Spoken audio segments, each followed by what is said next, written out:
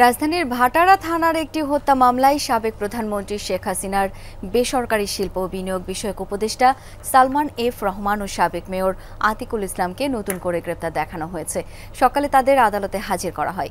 এদিকে ধানমন্ডি থানার হত্যা মামলায় সাবেক স্বরাষ্ট্রমন্ত্রী আসাদুজ্জামান খানের ছেলে জ্যোতিকে 3 দিনের রিমান্ড দিয়েছেন আদালত। একই মামলায় সাবেক সিনিয়র সচিব মহিবুল হককে গ্রেপ্তার দেখানো হয়েছে। ধানমন্ডি থানার রিয়াজ হত্যা মামলায় সাবেক আইসিটি মন্ত্রী জুনায়েদ আহমেদ পলককে পাঠানো হয়েছে 3 দিনের রিমান্ডে। লালবাগ থানার হত্যা মামলায় সাবেক এমপি সোলেমান সেলিমকে 3 দিনের রিমান্ড দিয়েছেন আদালত।